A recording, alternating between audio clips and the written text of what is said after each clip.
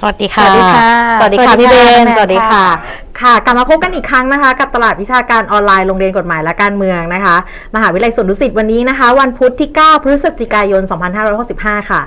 ค่ะซึ่งพวกเรานะคะจะพาทุกท่านค่ะไปเปิดมุมมองในประเด็นต่างๆไม่ว่าจะเป็นสังคมเศรษฐกิจการเมืองกฎหมายโดยนำปรากฏการณ์ทางสังคมที่เกิดขึ้นมาอธิบายถ่ายทอดในแง่มุมวิชาการแต่เป็นรูปแบบที่เข้าถึงได้ไม่ยากเย็นค่ะค่ะสำหรับตลาดวิชาการของเรานะคะก็ออกอากาศตลอดทั้งปีที่ผ่านมานะคะโดยมีเรื่องราวมากมาย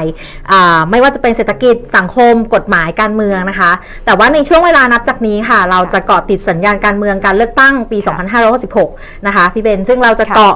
ติดตั้งแต่ก่อนการเลือกตั้งนะคะระหว่างการเลือกตั้งและหลังการเลือกตั้งค่ะซึ่งเราจะหยิบยกประเด็นต่างๆมาพูดคุยกันนะคะแต่ว่าจุดหมายปลายทางก็คือการเลือกตั้งที่กำลังจะเกิดขึ้นนี้ค่ะค่ะอย่างไรก็ตามนะคะประเด็นที่ว่าในปี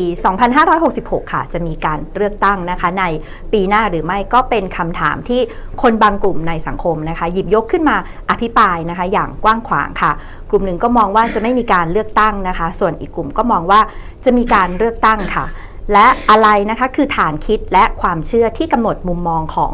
กลุ่มคนเหล่านั้นค่ะสิ่งเหล่านี้ก็จะเป็นประเด็นให้เราต้องติดตามกันต่อไปค่ะค่ะสำหรับวันนี้นะคะเราก็จะถ่ายทอดนะคะในมุมมองและประเด็นที่น่าสนใจเกี่ยวกับเศรษฐกิจและการคลังนะคะจากวิทยากรและผู้ทรงคุณวุฒิที่กรุณาให้เกียรติรายการตลาดวิชาการออนไลน์นะคะในหัวข้อจับสัญญาณการเมืองก่อนการเลือกตั้ง2566ฝ่าวิกฤตเศรษฐกิจและลดความเหลื่อมล้ำนะคะโดยท่านศาสตราจารย์ดร.ดิเลกปัทมศิริวัฒน์นะคะผู้อำนวยการศูนย์วิจัยการเติบโตทางเศรษฐกิจและความเหลื่อมล้ำทางสังคมสถาบันบัณฑิตพัฒนาบริหารศาสตร์ค่ะค่ะโดยผู้ดำเนินรายการในวันนี้นะคะผู้ช่วยศาสตราจารย์ดร.เขมภัทรเย็นเปี่ยมอาจารย์ประจำหลักสูตรรัฐประศาสนศาสตร์บัณฑิตโรงเรียนกฎหมายและการเมืองค่ะตอนนี้นะคะทางท่านวิทยากรและผู้ดำเนินรายการพร้อมแล้วนะคะขอเชิญรับชมได้เลยค่ะสวัสดีท่านผู้ชมทางบ้านนะครับที่รับชมผ่านทาง Facebook Live ทุกท่านนะครับก็วันนี้ตลาดวิชาการออนไลน์ของเรานะครับก็จะมาจับประเด็นจับสัญญาณกันนะครับเป็นเรื่องของการเมืองก่อนการเลือกตั้งแต่เราคงไม่ได้คุยเรื่องของการเมืองซะทีเดียวนะครับวันนี้อย่างที่ท่านอาจารย์แนนพูดไปนะครับเราจะมาโฟกัสกันที่เรื่องของเศรษฐกิจนะครับอย่างที่ทุกท่านทราบกันดีว่าตอนนี้ทั่วโลกเกิดวิกฤตเศรษฐกิจมากมายนะครับหลังจากที่เราเผชิญกับโควิด -19 กันมานะครับแล้วก็วันนี้ครับเราได้รับเกียรติจากนักวิชาการที่มีชื่อเสียงนะครับแล้วก็มีความเชี่ยวชาญทางด้านเศรษฐกิจการคลังนะครับปัจจุบันท่านก็ดำรงตำแหน่งเป็นผู้อำนวยการศูนย์วิจัยการเติบโตทางเศรษฐกิจและความเหลื่อมล้ำในสังคมสถาบันบัณฑิตพัฒนาบริหารศาสตร์นะครับก็ท่านอยู่กับเราแล้วในขณะนี้นะครับก็สวัสดีครับท่านศาสตราจารย์ดร.ดิเลกปัทมศิริ ครับอาจารย์เขมภัทรครับผมครับสวัสดีครับท่านอาจารย์ครับก็ด้วยเวลาจำกัดนะครับผมก็ขออนุญาตเริ่มคำถามเลยนะครับผมครับก็ในฐานะที่ทางท่านอาจารย์นะครับเป็นนักวิชาการทางด้านการคลังสาธารณะนะครับก็อยากจะให้อาจารย์ให้มุมมองกับทางเรานิดนึงนะครับว่ารัฐบาลชุดปัจจุบันเนี่ยนะครับในเชิงของนโยบายด้านการคลังเนี่ยนะครับมีจุดแข็งหรือจุดอ่อนในเรื่องอะไรอย่างไรบ้างครับท่านอาจารย์ครับก็ในเรื่องของการคลังและงบประมาณเนี่ยปกติเนี่ยมันก็ไม่ค่อยเปลี่ยนแปลงอะไรมากนะยกเว้นจะมีการปฏิรูปนะครับสถานโดยภาพรวมนะครับคือก็เวลาเราพูดถึงการคลังเราก็จะดูในเรื่องของโครงสร้างรายได้การจัดสรรงบประมาณรายจ่ายการขาดดุลหรือเกินดุลเนี่ยนะครับแต่ว่าอันนั้นถ้าภาพใหญ่ๆเนี่ยจะไม่ค่อยเปลี่ยนแปลงในแต่ละรัฐบาลแต่สถานการณ์เปลี่ยนแปลงสถานการณ์ในปัจจุบันก็คือถ้าก็เป็นสิ่งที่เราทราบว่าฐานะการคลังเนี่ยเปลี่ยนแปลงในทางที่เป็นปัญหาคือรายได้ลดจากโควิดนะครับรายจ่ายเพิ่มขึ้นเพราะฉะนั้นทำให้หนี้สาธารณะเนี่ยเพิ่มขึ้นนะครับและอีกด้านหนึ่งก็คือด้าน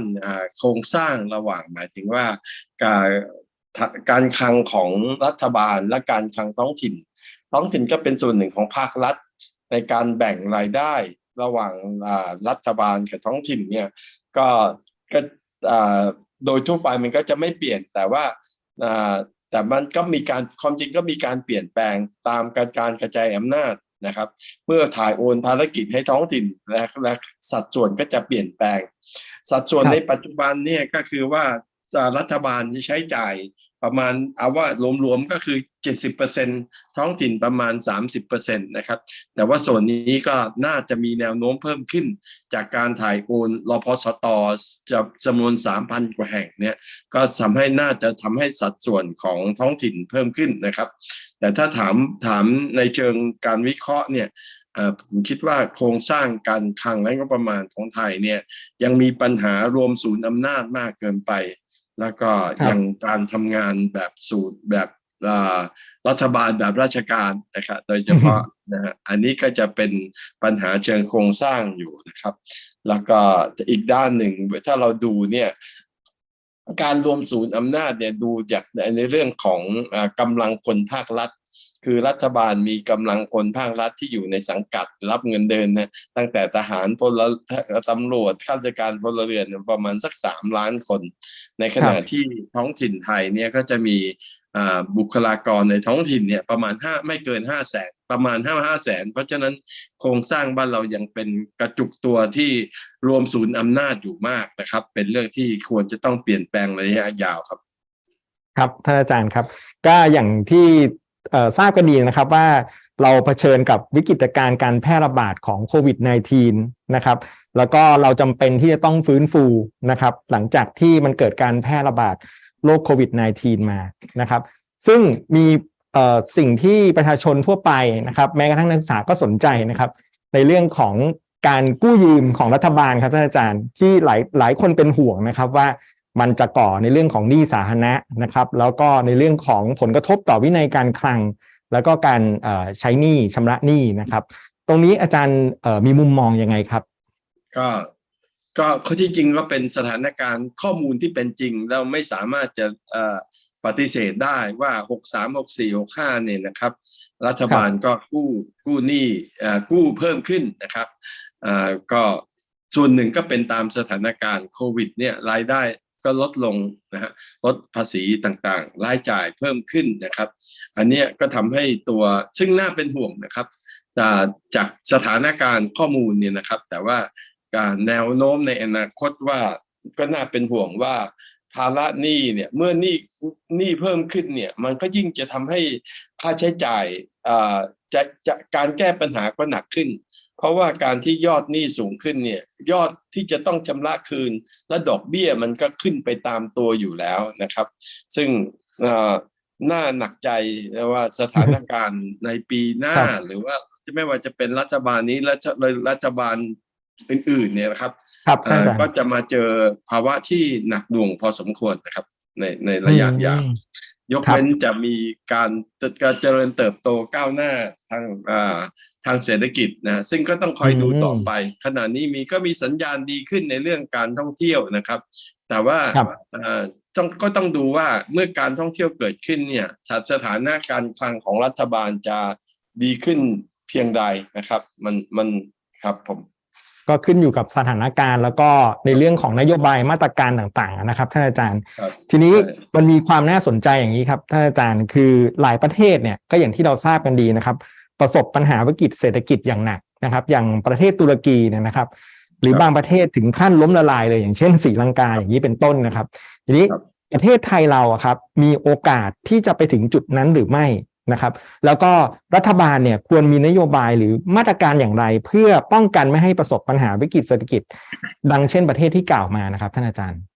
คือผมคิดว่าสถานการณ์ไทยอาจจะไม่ได้เลวร้ายขนาดเหมือน2 ประเทศที่ว่าเลยนะครับแต่ว่าก็ถือว่าหนักหน่วงทีเดียวนะครับเพราะแล้วก็ถ้ามองในแง่ของการทำงานของนโยบายการเงินการคลังและงบประมาณที่ผ่านมานะครับตอนที่เกิดปัญหาโควิดตั้งแต่63-64เนี่ยก็ผมมองว่ารัฐบาลก็ตอบสนองได้ดีพอสมควรหมายถึงว่ารัฐบาลในการที่จะแก้ปัญหาเยียวยาเศรษฐกิจเนี่ยนะครับเพื่อให้ลดความเดือดร้อนของประชาชนแต่ที่จริงแล้วผมยังคิดว่าถ้ามองย้อนหลังเนี่ยนะครับมันจะดีกว่านี้ถ้าหากว่าการบริหารของรัฐเนี่ยใช้ระบบกระจายอำนาจนะครับอย่างที่การแก้ปัญหาโควิดในช่วงแรกๆจะเห็นว่าล่าช้ามากเพราะว่ารัฐบาลผูกขาดว่าคนอื่นห้ามทำนะฮะต้องมาขอสบคอะไรอย่างเงี้ยนะครับแต่ซึ่งความจริงเนี่ยถ้าหากว่า กระจายการตัดสินใจให้กับท้องถิ่นเนี่ยการแก้ปัญหาจะน่าจะตอบสนองได้ดีกว่านี้นะครับแต่อย่างไรก็ตามถ้ามองในข้างหน้านะครับสัญญาณขณะนี้เนี่ยผมไม่คิดว่าไทยคงจะไม่ได้เลวร้ายเหมือนศรีลังกาและตุรกีแต่ว่าก็เป็นภาวะที่หนักหน่วงซึ่งก็ต้องดูกันต่อไปว่าภาวะเศรษฐกิจจะดีขึ้นเพียงใดแต่ขณะนี้ก็มีสัญญาณว่าการท่องเที่ยวที่ดีขึ้นก็น่าจะทำให้ฐานะการคลังของรัฐบาลกระเตื้องขึ้นแต่อย่างว่ามันก็เป็นการกระเตื้องขึ้นภายใต้ภาวะที่หนักเนื่องจากหนี้สาธารณะเพิ่มขึ้นเป็นเยอะมากซึ่งก็หมายถึงเงินต้นที่เราจะต้องส่งแล้วก็ดอกเบี้ยภาระดอกเบี้ยแล้วก็ขณะนี้ก็มีแนวโน้มว่าดอกเบี้ยก็จะต้องเพิ่มขึ้นนะครับในตามอเมริกาครับท่านอาจารย์ครับทีนี้พูดถึงในเรื่องของ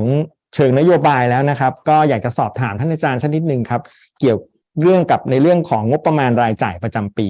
นะครับที่มันก็จะมีการจัดทำขึ้นมานะครับทีนี้อยากจะสอบถามอาจารย์นะครับเพราะท่านอาจารย์น่าจะติดตามแล้วมีข้อมูลอยู่บ้างนะครับอยากจะสอบถามว่ากระบวนการจัดทำงบประมาณรายจ่ายประจำปีที่รัฐบาลกำลังทำอยู่นี้นะครับมันมีความเหมาะสมกับสถานการณ์ทางเศรษฐกิจสังคมและการเมืองของไทยในปัจจุบันหรือไม่ครับท่านอาจารย์ถ้าพูดถึงกระบวนการงบประมาณเนี่ยมันเป็นขั้นตอนแบบมันไม่ได้เปลี่ยนแปลงเพราะว่ามันมีขั้นตอนของมันที่กำหนดในรัฐธรรมนูญเช่นว่าจะต้องนำพรบงบประมาณเข้าประมาณสักพฤษภาคมนะฮะสมมติว่างบประมาณปี67ก็ต้องเข้าสู่วาระการพิจารณาของครม.ก่อนแล้วก็มาที่รัฐสภานะครับแล้วก็ไอ้ตัวกระบวนการเนี่ยมันไม่ค่อยเปลี่ยนแต่ว่าเนื้อหามันอาจจะเปลี่ยนนะครับเนื้อหาเนี่ยมันมีการเปลี่ยนแปลงอยู่เรื่อยๆบางทีเราอาจจะไม่สังเกตนะครับมันมีข้อดีปัจจุบันนี่ถือว่าข้อดีอันหนึ่งก็คือสำนักงบประมาณเขาให้หน่วยงานที่ขอรับงบประมาณต้องแสดงการกระจายงบประมาณตามพื้นที่หรือ area based budgeting หมายถึงว่าทำให้เรามีข้อมูลที่ดีขึ้นแล้วก็ประกอบกับข้อมูลสนเทศ Big Data ในภาครัฐเนี่ยมันค่อยๆดีขึ้นไอ้ตรงเนี้ยถือว่าเป็นเรื่องที่ดีนะครับก็จะทำให้แต่ว่าตรงนี้มันก็จะทำให้มองมีประชาชนก็จะตรวจสอบได้มากขึ้นว่าภาครัฐเนี่ยหรือหน่วยงานเนี่ยจัดสรรงบประมาณมันไม่ใช่แค่ยอดรวมเท่านั้นแต่ว่ากระจายลงไปในจังหวัดหรือภูมิภาคอย่างไรการจัดสรรของรัฐบาลเนี่ยต้องในอดีตเนี่ยผมได้ศึกษาถึงปีนี้นะครับว่างบประมาณของรัฐหน่วยราชการเราเนี่ยจะรวมศูนย์อำนาจอยู่ในกรุงเทพซึ่งไม่กระจายเท่าที่ควรนะครับอันนี้มีข้อมูลเป็นรายกระทรวงนะครับแล้วก็ผมและเพื่อนนักวิจัยได้เอามาวิเคราะห์เริ่มจากบางกระทรวงซึ่งก็จะเห็นการกระจุกตัวของงบประมาณในส่วนราชการในกรุงเทพนะรวมทั้งกับกำลังคนด้วยเพราะเราไม่ได้ดูเฉพาะงบประมาณอย่างเดียวเราดูการจัดสรรกำลังคนซึ่งได้ข้อมูล Big Data จากกพ.นะครับและก็จากสำนักงบประมาณอันนี้เป็นประเด็นที่จะต้องมีการผมเชื่อว่าจะต้องมีการทบทวนว่าการจัดสรรงบประมาณมีความเหมาะสมเชิงพื้นที่นะครับงบประมาณมันควรจะช่วยลดความเหลื่อมล้ำแต่ว่าในความเป็นจริงในบ้านเราเนี่ยงบประมาณมันอาจจะซ้ำเติมปัญหาความเหลื่อมล้ำครับก็คืออันเรื่องมาจากมันกระจุกอยู่ที่ส่วนกลางซะเป็นส่วนใหญ่นะครับท่านอาจารย์ใช่ครับแต่ว่าก็ดูเหมือนว่ามีแนวโน้มที่จะกระจายออกไปมากขึ้นตาม area base ประมาณนั้นไหมครับท่านอาจารย์มันมีตัวเลขอยู่นะครับแต่ว่ามันไม่ออโตเมติกว่าจะเพราะว่าหน่วยงานบางทีไม่ได้เปลี่ยนแปลงแต่ว่าขณะนี้มันเริ่มมีพลังจากการวิจารณ์ของสส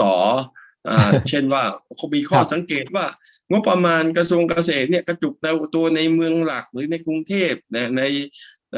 เพราะว่าบ้านเราเนี่ยมันกระจุกตัวอยู่แล้วตามฐานะเศรษฐกิจก็คือถ้าพูดง่ายๆก็คือกรุงเทพมหานครแล้วก็ภาคตะวันออกเนี่ยก็จะเป็นจังหวัดที่มีฐานเศรษฐกิจสูงเปรียบเทียบกับภาคเหนือและ ภาคตะวันออกเฉียงเหนือเนี่ยนะครับภาคอีสานเนี่ยซึ่งขณะเนี้ยไอการที่มีข้อมูลเนี่ยมันเป็นเรื่องที่ดีก็คือว่าในสังคมประชาธิปไตยประชาชนควรจะมีสิทธิ์รู้ว่ารัฐจัดสรรงบประมาณอย่างไรเพราะว่างบประมาณของรัฐเนี่ยมันมีพลังสูง3 ล้านกว่าเนี่ยนะครับถ้าเกิดว่าจัดสรรให้ดีเนี่ยมันก็จะลดความเหลื่อมล้ำได้พอสมควรแต่ว่าไม่ได้แปลว่ามันดีอยู่แล้วนะครับหมายถึงว่าการที่มีข้อมูลเนี่ยจะทำให้เรามีองค์ความรู้แล้วก็ปฏิรูปหรือเปลี่ยนแปลงครับก็หวังว่าสสยุคใหม่เขาทำกันบ้านเยอะนะครับก็เพราะฉะนั้นเนี่ยผมเชื่อว่าจะมีการวิพากษ์วิจารณ์บทบาทการทำงานของส่วนราชการไทยพอสมควรทีเดียวชวนอาจารย์ถามนิดนึงครับว่าเรื่องของความเหลื่อมล้ำนะครับแล้วก็ในเรื่องของนโยบายและการจัดสรรงบประมาณลงไปตามพื้นที่ต่างๆนะครับในมุมมองของท่านอาจารย์ผมอยากถามนิดนึงนะครับว่าอาจารย์มองว่ามันผูกโยงกับในเรื่องของพรรคการเมืองแล้วก็ในเรื่องของการจัดสรรครับท่านอาจารย์ไม่มากการเมืองไม่มากมันอยู่ในระบบราชการเพราะว่างบประมาณเนี่ยมันกำหนดโดยราชการการเมืองนี่เขามีส่วนวิพากษ์วิจารณ์ตอนปลายทางคือว่างบประมาณดำเนินการวางแผนเตรียมการเสร็จแล้วไปเข้าสู่วาระของรัฐสภาก็วิพากษ์วิจารณ์ก็ปรับแก้ที่จริงปรับแก้น้อยเกินไปที่จริงแล้วผมยังคิดว่าสสเนี่ยน่าจะมีบทบาทในการหรือว่ามันควรจะมีการวิเคราะห์วิจัยแล้วก็ฟังเสียงประชาชนมากขึ้นงบประมาณที่เราทำอยู่เนี่ยส่วนใหญ่ก็เป็นเรื่องของการต่อรองระหว่างส่วนราชการที่เป็นหน่วยรับงบประมาณกับสำนักงบประมาณซึ่งเป็นผู้พิจารณานะครับแต่ว่าการฟังเสียงประชาชนหรือว่าความเห็นข้างภายนอกเนี่ยผมว่ายังน้อยยังมีช่องทางที่จะปรับปรุงปฏิรูปการจัดสรรครับอยู่เยอะทีเดียวครับท่านอาจารย์ทีนี้ขอเปลี่ยนประเด็นนิดนึงนะครับซึ่งเป็นประเด็นที่เรียกได้ว่า hot issue พอสมควรนะครับเกี่ยวกับในเรื่องของแนวนโยบายของรัฐนะครับที่มีการพูดกันในวงกว้างตอนนี้นะครับที่จะให้คนต่างชาติเนี่ยนะครับสามารถซื้อที่ดินเป็นที่อยู่อาศัยได้แต่ก็คือมีการกำหนดไว้ว่าไม่เกิน1 ไร่นะครับเพื่อแลกกับการลงทุนไม่ต่ำกว่า40 ล้านบาทนะครับแล้วก็ให้โครงการลงทุนแบบนี้ไว้นะครับอย่างน้อย3 ปีนะครับอาจารย์เห็นว่าแนวนโยบายนี้นะครับจะทำให้ประเทศไทยเราเนี่ยได้ประโยชน์หรือเสียประโยชน์อย่างไรครับจากแนวนโยบายนี้ครับครับไอ้เรื่องของการที่จะให้ต่างชาติเข้ามาแล้วก็ซื้อที่ดินเนี่ยครับผมคิดว่ามันขึ้นอยู่กับมิติเวลาด้วยคือถ้าย้อนในอดีตเมื่อ100 ปีก่อนเนี่ยนะครับการที่มีคนต่างชาติมาเนี่ยประเทศไทยก็ต้อนรับนะครับเขาใช้คำว่ามาพึ่งบรมโพธิสมภารก็คือทำให้เพราะว่าทรัพยากรมันมีเหลือเฟือในอดีตนะครับการที่มีคนมาไม่ว่าจะเป็นแรงงานหรือว่ามาทำประกอบกิจการเพราะฉะนั้นเราจะมีคนจีนซึ่งมาคนจีนหรือต่างชาติหรือมาอาศัยเนี่ยเป็น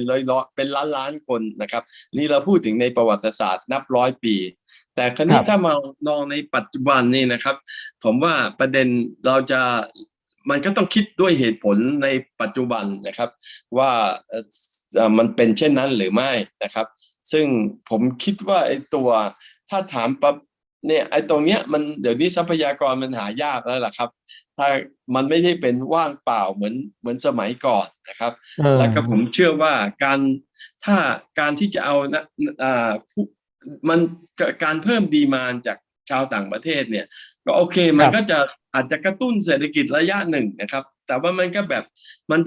จะเป็นวันช็อตเมื่อเข้ามาซื้อแล้วมันก็จะแต่ว่าผมว่ามีผลลัพธ์ในเชิงลบเนี่ยน่าจะสูงนะครับเช่นการที่ราคาที่ดินสูงเนี่ยคนชั้นกลางคนไทยเนี่ยนะครับก็จะอยู่ได้ยากขึ้นหมายถึงว่าการจะเป็นเจ้าของที่ดินก็ยากขึ้นหรือไม่ก็อาจจะถูกคล้ายๆว่าเบียดออกไปเพราะว่าเข้ามาซื้อคนไทยก็จะต้องไปอยู่นอกเมืองหรือว่าอยู่ที่ไกลยิ่งขึ้นนะครับซึ่งก็เป็นเรื่องที่น่าจะต้องวิเคราะห์ให้ถ่องแท้นะครับผมคิดว่ามองระยะสั้นมันก็แค่ว่ามีเงินเข้ามาแต่ว่า มันก็ไม่ได้เป็นตัวแค่เงินสมมติว่าเงินเข้ามาone shot เนี่ยนะครับไม่ว่าจะเป็นกี่พันล้านเนี่ยมันก็นิดเดียวนะครับถ้าจะต้องดูระยะยาวมากกว่าดูระยะสั้นครับท่านอาจารย์ครับทีนี้มาถึงในเรื่องของเราพูดถึงการจับสัญญาณการเมืองก่อนการเลือกตั้งนะครับท่านอาจารย์ก็คิดว่าน่าจะมีการเลือกตั้งในประมาณปีหน้าปี2566นะครับทีนี้อยากจะให้ท่านอาจารย์ให้ความคิดเห็นนิดนึงนะครับว่ารัฐบาลใหม่ครับที่จะเข้ามาทำหน้าที่นะครับโดยเฉพาะในเรื่องของการใช้นโยบายทางด้านเศรษฐกิจคิดว่าควรจะใช้นโยบายทางด้านเศรษฐกิจหรือการคลังแบบไหนนะครับที่จะสามารถฝ่าวิกฤตเศรษฐกิจอย่างที่ท่านอาจารย์บอกไว้นะครับว่ามันอาจจะมีความรุนแรงเพิ่มมากขึ้นนะครับและในขณะเดียวกันเนี่ยมันก็ช่วยในเรื่องของการลดความเหลื่อมล้ำทางเศรษฐกิจสังคมให้ดีขึ้นได้ครับอาจารย์คิดว่าน่าจะเป็นในแนวทางไหนครับครับรัฐบาลใหม่ไม่ว่าจะใครมาเข้ามาเป็นเนี่ยก็เจอภาวะหนักด้วยกันทั้งสิ้นนะครับเพราะว่าตัวที่ผ่านมาเนี่ยหนึ่งโครงสร้างการจัดเก็บรายได้เราน้อยนะครับแล้วก็ที่ผ่านมาเนี่ยเราลดภาษีหลายอย่างซึ่งเป็นภาษีที่เกี่ยวกับพวกทุนนะครับเช่นว่าลดภาษีเงินได้นิติบุคคลอะไรเนี่ยก็เป็นตามที่จริงมันเป็นตามเทรนด์ของโลกเนี่ยนะครับว่าผู้ประกอบการเนี่ยหรือว่าทุนนิยมเนี่ยมีบทบาทในการต่อรองกับรัฐบาลเยอะนะครับว่าเช่นว่าถ้าไม่ลดภาษีตัวนี้ฉันจะย้ายไปที่อื่นนะครับซึ่งรัฐบาลแทบทั่วโลกเนี่ยก็จะมีแนวโน้มลดภาษีสำหรับผู้ประกอบการและลดภาษีของนายทุนแต่ไปเพิ่มภาษีประชาชนก็คือภาษีมูลค่าเพิ่มอย่างเงี้ยก็จะมีขณะนี้ก็จะมีคนพูดอยากจะให้เพิ่มอัตราภาษี VAT จาก 7% เป็น 10%แล้วก็โดยอ้างว่าในยุโรปเขาก็สูง10 กว่าเปอร์เซ็นต์นะครับแต่อันนี้ก็คือเป็นภาระที่จะเกิดขึ้นนะครับคราวนี้ไอ้ตัวสิ่งที่ผมคิดว่ารัฐบาลใหม่น่าจะต้องทำก็คือว่า1มาทบทวนว่าเราจะเพิ่มขยายฐานภาษีได้อย่างไรนะครับโดยไม่ให้เดือดร้อนคนจนมากนักนะครับผมคิดว่าที่ผ่านมาเนี่ยมันการทำนโยบายภาษีเนี่ยมันค่อนข้างจะเอื้อคนรวยเอื้อนายทุนนะครับซึ่งอันนี้ไม่ใช่เป็นความเห็นของผมเนี่ยมีนักวิจัยทั่วโลกนะครับเช่นอย่างโทมัส พิกเกตตี้เขาก็เขียนในเรื่อง Capital in the 21st Century อะไรซึ่งผมก็เห็นด้วยนะครับอันนี้สองก็คือการปฏิรูปด้านรายจ่ายที่ผ่านมาเนี่ยผมว่ารายจ่ายที่เพิ่มขึ้นด้านสวัสดิการเนี่ยสูงมากซึ่งมาจากหลายอย่างโครงการประชานิยมนะครับเช่นว่าซึ่งผมไม่ค่อยเห็นด้วยทั้งหมดนะครับเช่นว่าเงินเบี้ยผู้สูงอายุเราก็แบบจ่ายคือผมยังคิดว่าการงบประมาณที่มีประสิทธิภาพนั้นน่าจะใช้วิธีคัดกรองช่วยคนจนมากกว่าที่จะให้เป็นการทั่วไปเพราะว่างบอย่างเบี้ยผู้สูงอายุเนี่ยขณะนี้คนรวยคนจนก็ได้เหมือนกันหมดนะฮะซึ่งมันก็ไม่ได้มันดูง่ายดีนะครับแต่ว่ามันเป็นภาระเยอะมากนะครับคือแทนที่เราจะช่วยคนสัก 35% นะครับ1 ใน 3มันกลายเป็นภาระเพิ่มไป3 เท่านะครับก็คือคนผู้สูงอายุก็ 100% นะครับอะไรอย่างนี้เป็นต้นเนี่ยผมคิดว่าน่าจะทบทวนว่าไม่งั้นจะเป็นภาระที่หนักมากแล้วก็แนวโน้มที่เห็นก็ส่วนใหญ่เวลารัฐบาลมาก็จะใช้เป็นมาตรการหาเสียงนอกจากจะให้เช่นว่า1,000 บาทก็อยากจะมีข้อเสนอให้เป็น 2,000 3,000 บาทต่อหัวเนี่ยแต่ก็น่าเป็นห่วงว่าแล้วก็เอางบประมาณมาจากไหนนะครับซึ่งอันนี้ผมว่าต้องอยากให้มองระยะยาว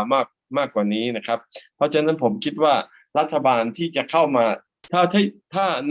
ในเชิงอุดมคติเนี่ยผมคิดว่ารัฐบาลควรจะปฏิรูปการคลังและงบประมาณคือด้านหนึ่งก็คือต้องพยายามจะเก็บรายได้ให้มากกว่านี้2ลดรายจ่ายบางส่วนที่ไม่จำเป็นนะครับก็คืออย่างสวัสดิการที่มันเกินกว่าความจำเป็น มาตรการกระตุ้นเศรษฐกิจที่ผ่านมา เช่นว่าพวกลดคนละครึ่งอะไรอย่างเงี้ยบางทีก็ไม่ค่อยตรงนะครับไม่ตรงกับกลุ่มที่เป็นเป้าหมายกลายเป็นช่วยคนที่สามารถจะเข้าถึงเพราะมีเข้าถึงอินเทอร์เน็ตอะไรเงี้ยนะฮะได้ดีกว่าผมอยากจะให้รัฐบาลและหน่วยราชการเอาข้อมูลมาใช้ให้มากกว่านี้เรามีการจดทะเบียนคนจนนะครับน่าจะเอามาวิเคราะห์ว่าตัวผลกระจายการกระจายผลประโยชน์เนี่ย benefit incident นะครับมันตรงกลุ่มเป้าหมายหรือไม่ถ้าเราดีไซน์ออกแบบให้มันตรงเนี่ยผมเชื่อว่าการค่าใช้จ่ายก็จะไม่สูงมากแล้วก็ผลประโยชน์ที่คนจนได้รับก็จะมากกว่านะครับคือถ้าเราลดจำนวนผู้ให้มันก็จะไปเพิ่มจำนวนที่คนจนได้รับมากขึ้นครับผมคิดว่าอันนี้เป็นภาระใหญ่ที่ควรจะดำเนินการครับครับเป็นคำถามสืบเนื่องเลยครับท่านอาจารย์ส่วนตัวผู้ดำเนินรายการก็อยากรู้เช่นเดียวกันนะครับคือนโยบายที่ทางท่านอาจารย์มองครับว่าไม่เป็นประชานิยมเกินไปแล้วก็มีความเหมาะสมในการที่จะลดความเหลื่อมล้ำนะครับและในขณะเดียวกันก็ทำให้รัฐเนี่ยมีรายได้เพิ่มขึ้นมานะครับโดยเฉพาะในเรื่องของภาษีท่านอาจารย์คิดว่าน่าจะมีข้อมูลวิจัยพอสมควรคิดว่านโยบายภาษีอะไรใหม่ๆที่รัฐควรจะหยิบยกมาใช้แล้วก็นโยบายที่ลดความเหลื่อมล้ำอย่างเช่นเรื่องของบำนาญประชาชนเนี่ยคิดว่ามีความเหมาะสมไหมครับในเรื่องมันมีฐานภาษีที่น่าจะเพิ่มขึ้นนะครับก็อย่าง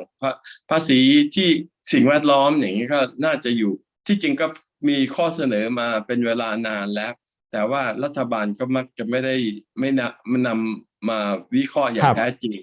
ภาษีทรัพย์สินเนี่ยปัจจุบันก็ยังอยู่เนี่ยก็มีอยู่ก็จริงแต่ยังมันยังมีผลน้อยครับแล้วก็เรามีข้อยกเว้นอย่างสมมติภาษีมรดกเนี่ยมันก็จะมีข้อยกเว้นเช่นว่า50 ล้านเนี่ยนะครับก็น่าจะปรับฐานที่เรียกว่า threshold นะครับลงมานะครับเพื่อจะให้มันครอบคลุมมากขึ้นนะครับภาษีมรดกเนี่ยเราทำมาหลายปีแล้วก็แต่ผลกระทบน้อยมากครับครับท่านอาจารย์แล้วในเรื่องของอย่างบำนาญประชาชนแล้วครับที่มีพรรคการเมืองบางพรรคการเมืองเนี่ยก็ชูประเด็นนี้ขึ้นมาครับท่านอาจารย์มองว่ามีความเหมาะสมและน่าจะเกิดขึ้นได้จริงไหมครับผมไม่คิดว่าจะเกิดได้จริงถ้าสถานการณ์คลังเป็นอย่างเช่นนี้นะครับก็เป็นประเด็นที่โอเคเวลาการเมืองเนี่ยบางทีเป็นเรื่องของการหาเสียงก็พูดไว้ก่อนแต่ว่ามักจะทำไม่ได้แล้วก็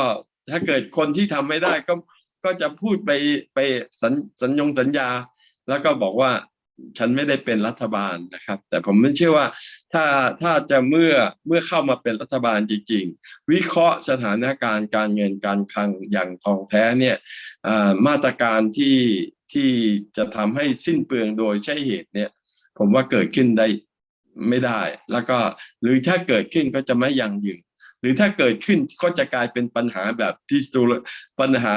ความล้มเหลวของภาครัฐนะฮะเนื่องจากว่ารัฐบาลใช้จ่ายมากเกินไปแล้วก็ไม่ยั่งยืนครับโหเรียกได้ว่าโหได้ข้อมูลความรู้ด้วยเวลาจำกัดนะครับทางท่านอาจารย์ก็พยายามจะอธิบายแล้วก็ให้ข้อมูลความรู้กับเรามากเลยนะครับผมขอทิ้งท้ายสักคำถามหนึ่งครับคำถามสุดท้ายจริงๆครับท่านอาจารย์นะครับอยากทราบมุมมองของอาจารย์ครับเกี่ยวกับในเรื่องของคุณสมบัติของนายกรัฐมนตรีคนใหม่ครับในความเป็นนักการเมืองหรือนักบริหารที่เข้ามาบริหารประเทศไทยหลังการเลือกตั้งปี2566เนี่ยครับอาจารย์มีความคิดเห็นยังไงครับเอาแบบที่อาจารย์เราพูดถึงคุณสมบัติที่ควรจะเป็นนะครับเราไม่ได้พูดถึงตัวบุคคลนะครับคุณสมบัติที่ผมคิดว่าหนึ่งก็ต้องมีแน่นอนมีภาวะผู้นำแล้วก็มีกล้าที่จะเปลี่ยนแปลงในเชิงปฏิรูปนะครับที่จริงตอนช่วงที่จะหลังจากปี57-58เนี่ยมีการปฏิรูปข้อเสนอการปฏิรูปประเทศเนี่ยแต่ว่าข้อเสนอดังกล่าวเนี่ยดีๆนะไม่ถูกมานำมาปฏิรูปเลย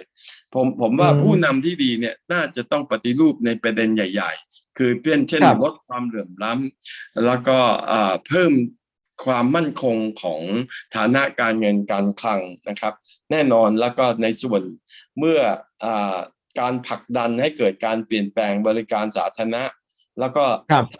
ถ้าสามารถจะลดขนาดของรัฐบาลส่วนกลางและเพิ่มในส่วนท้องถิ่นเนี่ยผมเชื่อว่าจะทำให้ประสิทธิภาพการบริหารการเงินการคลังเนี่ยจะดีขึ้นครับ